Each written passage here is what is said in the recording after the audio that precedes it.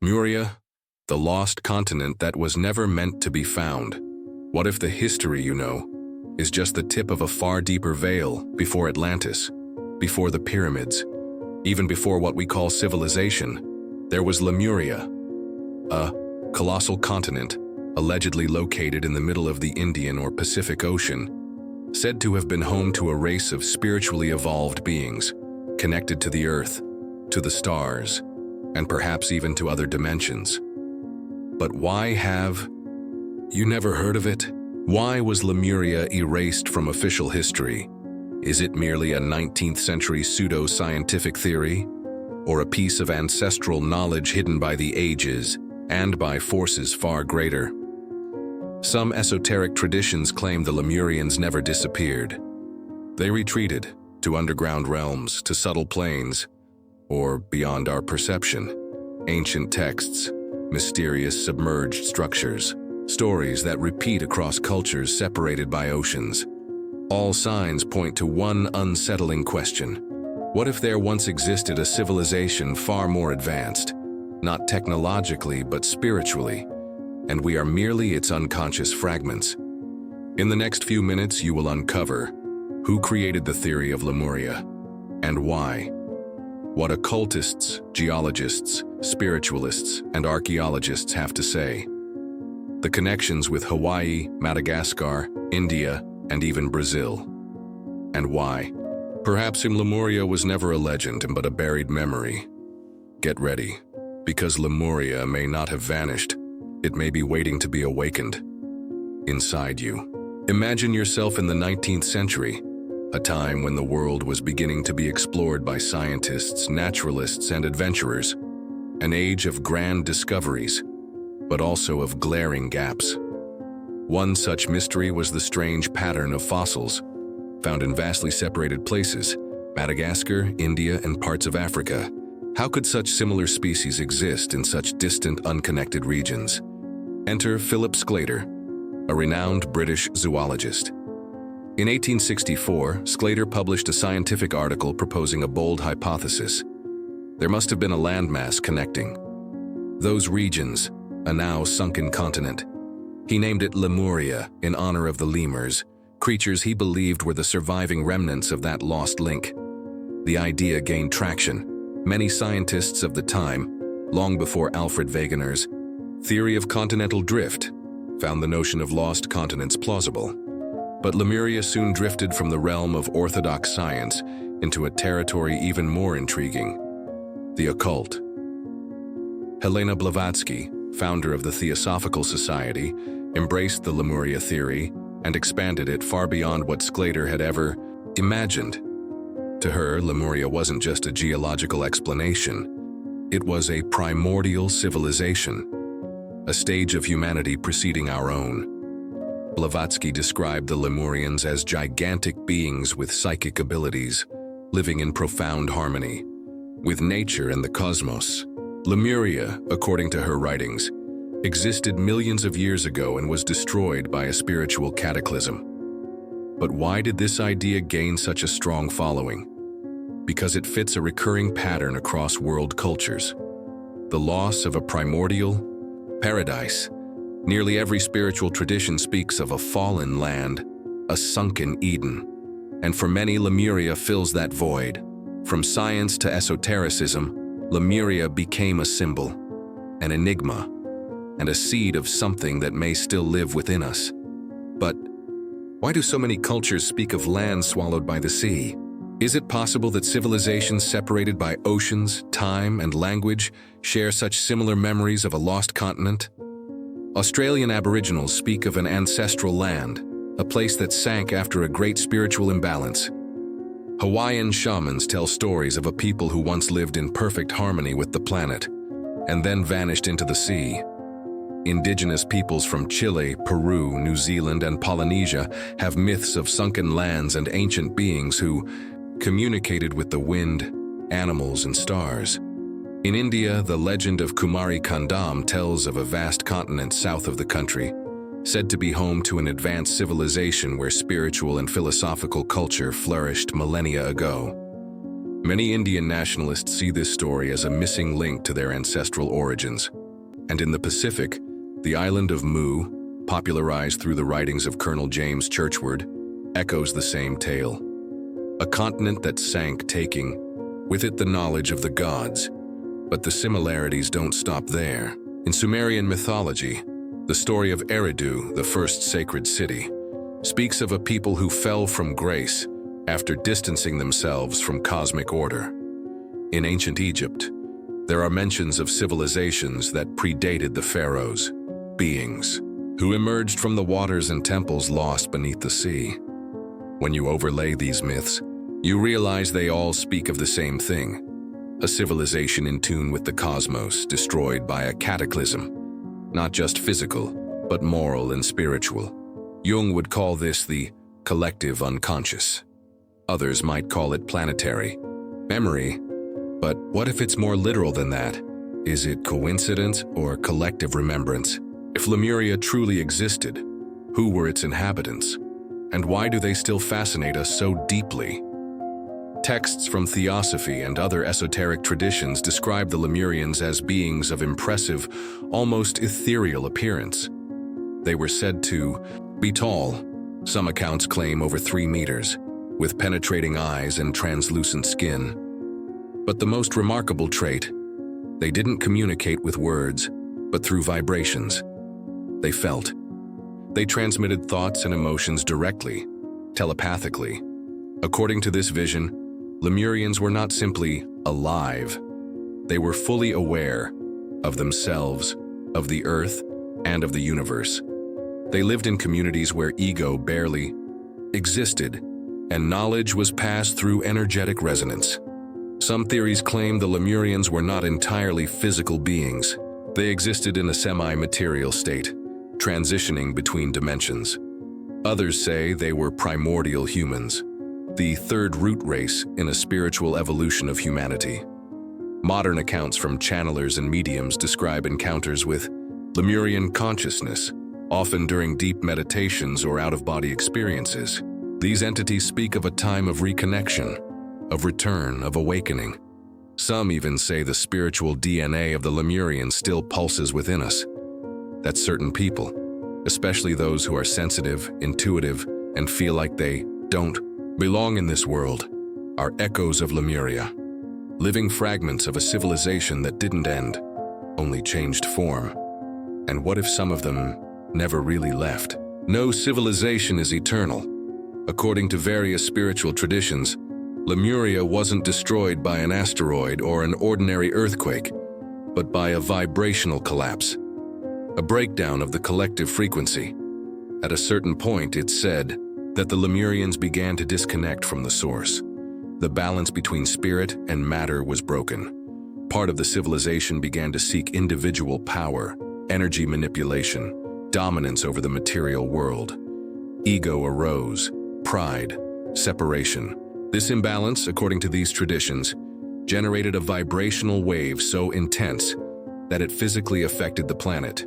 The Earth's crust shifted, volcanoes erupted, the seas rose, and the continent was swallowed.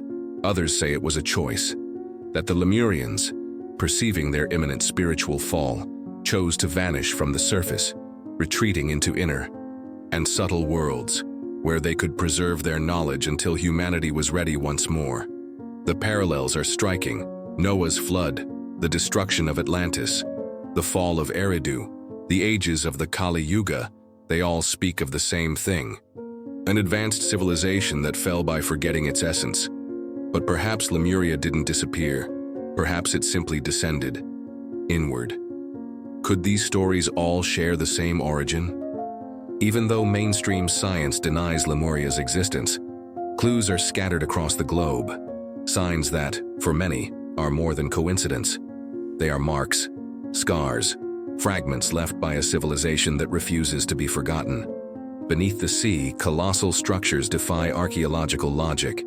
One of the most enigmatic is found in Yonaguni, south of Japan. Discovered in 1986, this underwater formation resembles staircases, platforms, and corridors carved in stone. Geologists say it's natural, but divers and researchers point to the Sharp right angles, perfectly proportioned steps, and symmetry. Everything suggests human intervention.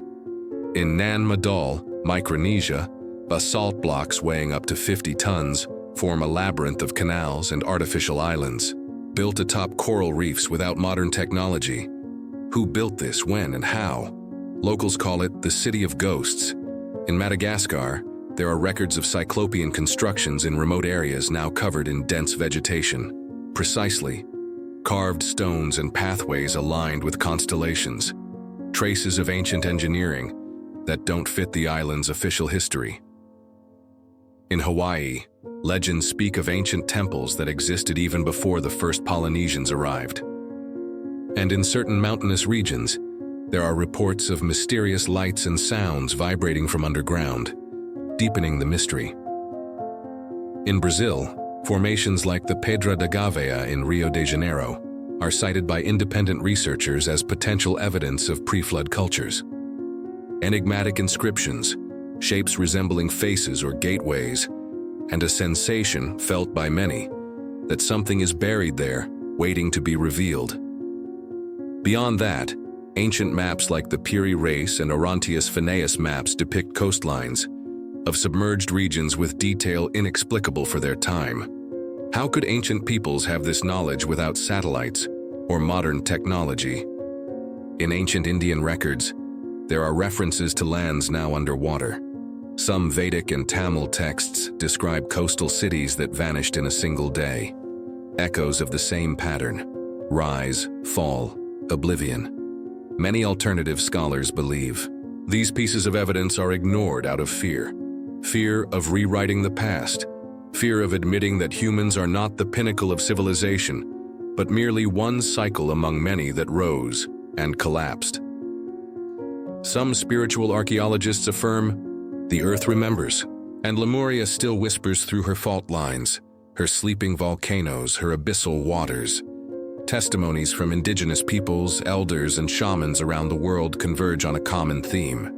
There are sacred sites where time feels suspended, where dreams are more vivid, where contact with the ancients is easier, places of power, vibrational portals. What if the mountains we walk on are the tombs of a forgotten world? If Lemuria sank, where did the survivors go? Some say they didn't perish. They migrated, not to another continent, but to another plane of existence, beneath the Earth's surface. Various traditions across the world speak of hidden realms within the planet: Agartha, Shambhala, the Emerald City, Telos. Different names for the same idea: an advanced civilization living deep within the Earth, shielded from the chaos of the surface world. The modern epicenter of this belief is Mount Shasta in California. For many spiritualists, this extinct volcano is not just a mountain, it's a sentinel, a guardian of one of the last Lemurian sanctuaries. Since the early 20th century, people have reported seeing lights entering and exiting the mountain, hearing ethereal voices calling unfamiliar names, and experiencing profound shifts in consciousness while meditating there. Some even claim to have been taken through astral projections to a city called Telos, a subterranean metropolis pulsing with love, wisdom, and cosmic knowledge. Within the theosophical tradition and the spiritual teachings of Saint-Germain, Telos is believed to be a stronghold of Lemuria, a refuge preserved by Lemurians who chose not to face the fall, but to turn inward. They didn't die. They transmuted, changed planes, vibrations, dimensions. The theory is bold. These inner Earth cities are said to be connected by a vast network of energetic tunnels, functioning as a planetary spiritual grid. Each entry point would be located in high vibration places, vortexes where the Earth's energy pulses strongest. For many spiritual seekers, these places are not just geographic, they're metaphysical. Deep meditation, lucid dreams, and out-of-body experiences lead to perceptions of these hidden worlds.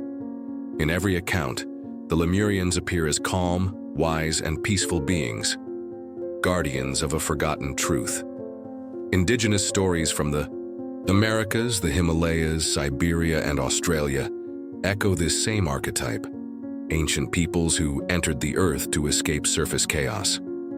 Many still perform rituals to communicate with these people, seen as direct ancestors, spiritual masters, or protectors. The idea of an inner world, though mythological in tone, was even considered by scientists like Edmund Halley in the 17th century, who theorized a hollow earth with concentric layers. And even today, expeditions, official or not, seek entrances to this unknown realm, especially at the poles, in the Gobi Desert, and Mount Shasta itself. In conferences, books, and channeling sessions, messages from supposed beings of Telos are shared. We are here, waiting. When you are ready, the bridge will be rebuilt. But this contact is not about technology or domination. It's about consciousness. The Lemurians of Telos, according to these messages, don't wish to rule the world. They want to help humanity remember who it is, to reconnect with what was lost. And what if the inner world is more real than the outer one? If Lemuria was forgotten by official history, it found refuge elsewhere, in art, pop culture, and modern spirituality. It lives in music, movies, books, channelings, therapies, and healing experiences. It shows up in dreams, in inexplicable sensations, in memories that seem to belong to another lifetime. In Hollywood, Lemurian traces appear in major franchises. In James Cameron's Avatar, the Na'vi people, deeply connected to nature, spiritually attuned, resemble the Lemurians described by occultists. The living forest, telepathic bonds, and pain caused by imbalance, all echo Lemuria. Into Star Wars: The Jedi, Guardians of Balance and the Force, follow a philosophy similar to what Lemurians are believed to have practiced. In the Marvel Universe, stories like Wakanda, with hidden technologies and secret societies, resonate with the idea of civilizations in hiding, waiting for collective awakening. But Lemuria also lives outside fiction. In the visionary art of painters like Gilbert Williams and Alex Gray, we see ethereal figures, cities of light, and beings connected to the cosmos. As if on some level these artists weren't taught this, they accessed it. In music, Lemuria inspires progressive metal bands, ambient music projects, and even pop artists exploring themes of past lives and cosmic reconnection.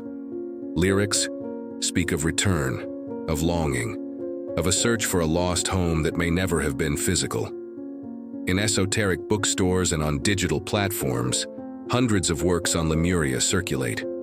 Channelers like Aurelia Louise Jones, for instance, claim to have received direct messages from Telos, offering guidance on spiritual ascension, energetic healing, and remembering who we are. In spiritual communities, Lemuria has become a symbol of the new era. Quantum therapists, constellation facilitators, modern shamans, and spiritual guides lead experiences to activate Lemurian DNA, recall past lives in the lost continent, and heal ancestral wounds still vibrating in our subtle bodies. Some speak of the Lemurian frequency, a vibration of purity, love, and connection, an energy that once felt transforms. According to many, Lemuria is not just a place, it's a state of being, a level of consciousness where everything is harmony. Some even believe Lemuria is returning, not as land, but as an energy field. The children born after 2012, the so-called New Era children, have spontaneous memories of Lemuria. They speak of it as home. They draw maps. They describe beings they've never seen. Conventional psychology may label this as fantasy, but in initiatory circles, the interpretation is different. We are awakening memories stored for millennia, and the planet itself may be helping, raising its vibration to once again resonate with the Lemurian frequency. Workshops, retreats, and spiritual gatherings around the world center on Lemuria. Mount Shasta, Hawaii, Easter Island, and Brazil's Chapada dos Veadeiros are all considered connection points to this consciousness network. The legend never died, it merely slept. And now, amidst the collapse of old systems, it reawakens as a symbol of a new possibility, a reminder of who we can become if we reconnect with our essence. And what if your intuition is a Lemurian memory. What if everything you've heard so far, the myths, the ruins, the portals, the spiritual whispers, is not just folklore or collective hallucination? What if behind the fog of skepticism and the label of conspiracy theory lies one of humanity's oldest truths, that we were once more than we are today? Not in terms of technology, but in spirit, in energy, in essence.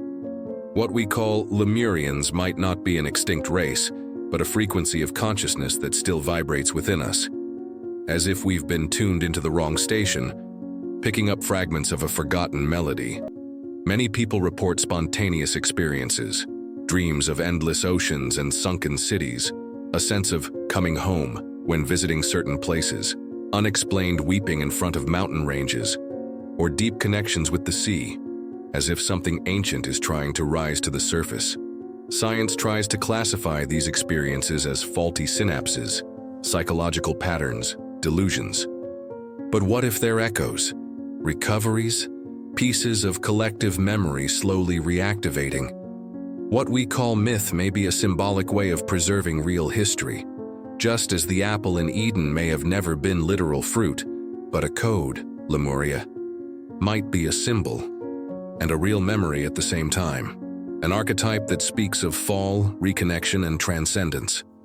When we compare Sumerian, Hindu, indigenous, Egyptian, and Polynesian myths side by side, we see the same narrative thread, a primordial time of harmony followed by a collapse caused by ego, a cycle of ascension and amnesia, of gold and mud.